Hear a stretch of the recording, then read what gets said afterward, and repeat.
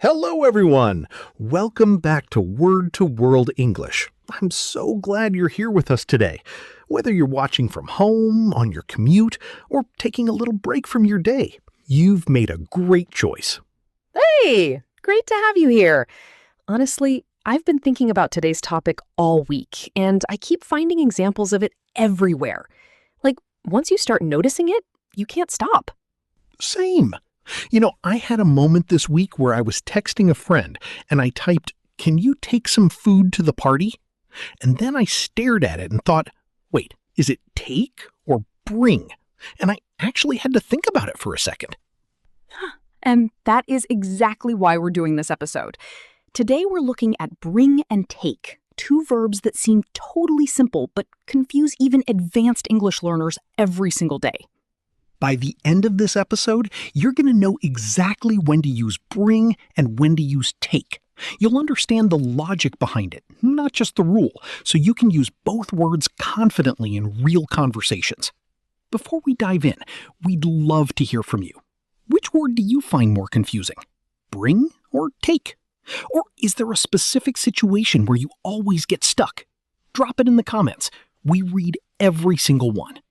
And if you haven't already, please like this video and subscribe to World English. We release new episodes every week, and we really don't want you to miss them. Okay, let's get into this. All right, let's start with the most important thing, the core idea that makes everything else make sense. Once you get this, bring and take will never confuse you again. Okay, so here is the key idea, and this is everything. Bring means movement toward the speaker or toward a specific place. Take means movement away from the speaker or away from a specific place.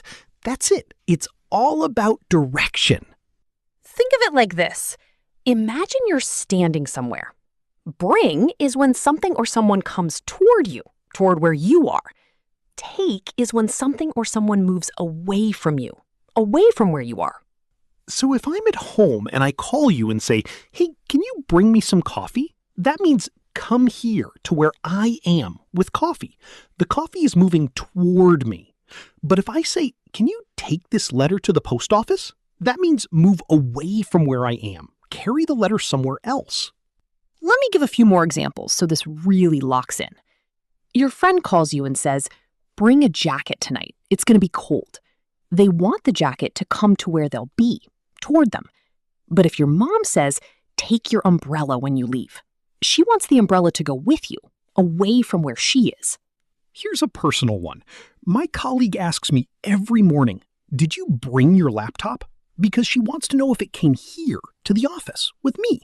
But if she says, "Take your laptop home tonight," she means carry it away from here.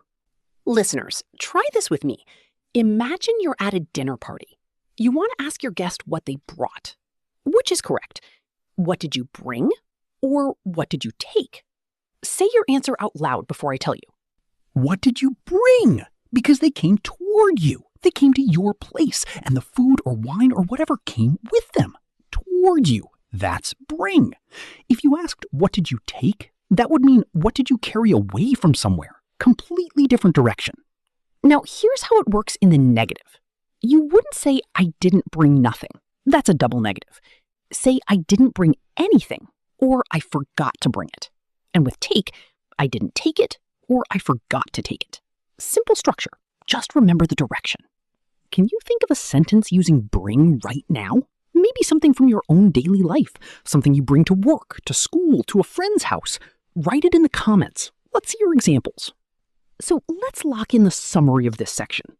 Bring means movement toward the speaker, toward where you are, toward the destination. Take means movement away from the speaker, away from where you are. That direction is the key to everything. Keep it in mind and the rest will click. Now, let's build on that, because here's where it gets really interesting and where a lot of learners get confused. The choice between bring and take depends on where the speaker is or where they imagine themselves to be when they speak. Right. This is the part that makes English feel a little bit magical. Let me show you with the same situation, two different ways. Imagine you're planning a party at your house and you call a friend. You say, "Can you bring some drinks?" Why? Because in your mind, you're already at the party, at home, and you want the drinks to come toward you there. But now imagine the same party, and you're calling your friend to remind them to bring something for someone else. You say, "Can you take some drinks to Maria's place?" Now the movement is away from where your friend is, toward Maria's, not toward you. So it's take. This is so important. Let me give you a real-life dialogue to show this clearly. Imagine you're at work and your partner calls from home. "Honey, are you going to bring anything for dinner?" They're imagining you coming home, toward them. The food moves with you, toward home. So they say bring. And you answer, "Yes, I'll bring some pizza," because you're thinking about going toward home, toward them. But your colleague at work might say to you, "Hey, can you take some cake to your wife?" Meaning, carry it away from here, toward your wife. Same pizza, same journey, different word depending on where you imagine yourself. Now, let's talk about formal versus informal. In formal writing or emails, this distinction matters a lot. You'd write, "Please bring your ID to the interview," because you're inviting them to come toward you, toward the interview location. But if you were helping organize for someone else, "Please take your ID to the embassy." The movement goes away from the listener, toward another place. Let's do a quick practice. First, your boss says, "I need those reports." What do you say? "I'll bring them," or "I'll take them"?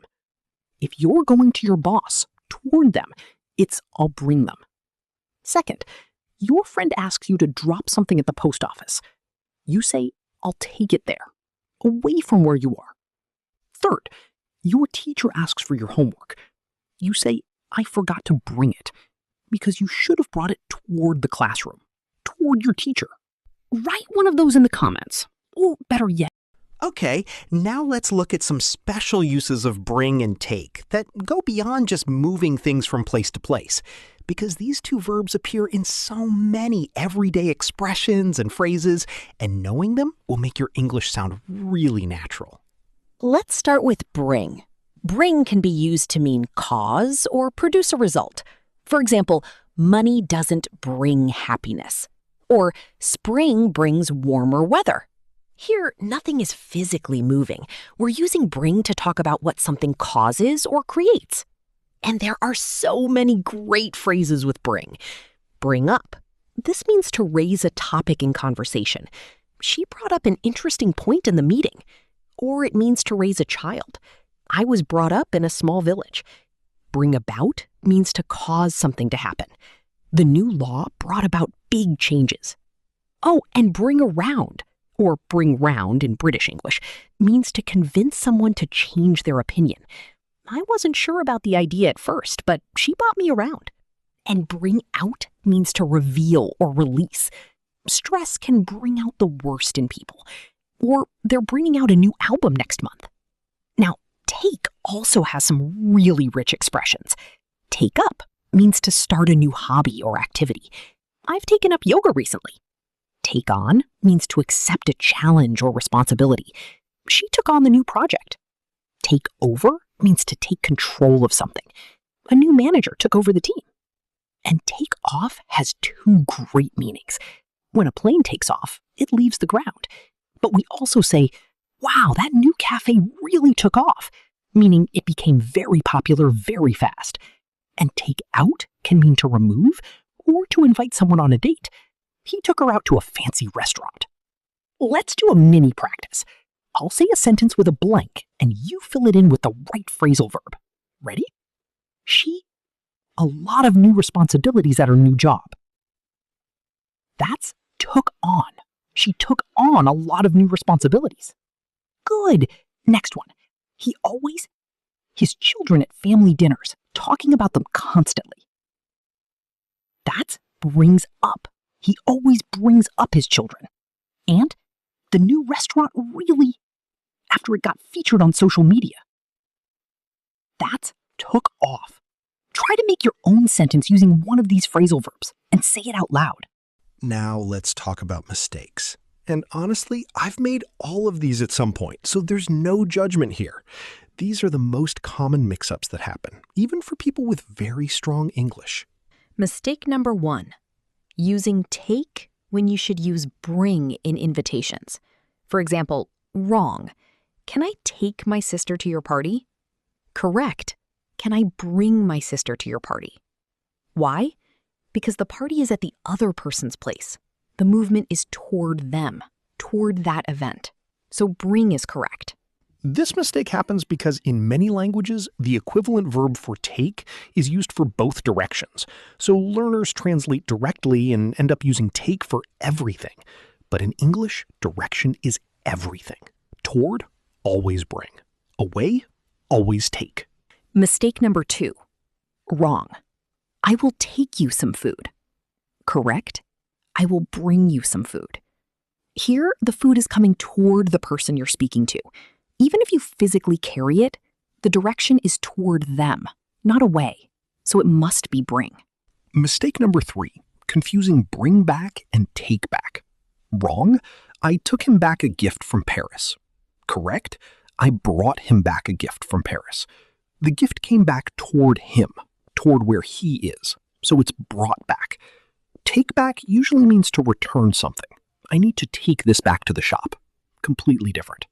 Mistake number 4. Using take in phone calls when inviting someone. For example, wrong. Can you take some wine tonight? Correct. Can you bring some wine tonight? If you're inviting someone to come toward you, toward your home or event, you say bring. Even if they have to physically pick it up and carry it, the direction in your mind is toward you. Bring. Here's a funny one. My friend once texted, "I'll take myself to your birthday party." And I said, "Please just bring yourself." We both laughed, but it's actually a really clear example. When you come towards someone, you bring. Even when you bring yourself. So let's recap the fixes. 1. Inviting someone to an event, use bring, not take. 2. Sending something toward a person, use bring, not take. 3. Bring back for returning towards someone, take back for returning to a shop or place. 4. Phone invitations. It's practice time, our favorite part.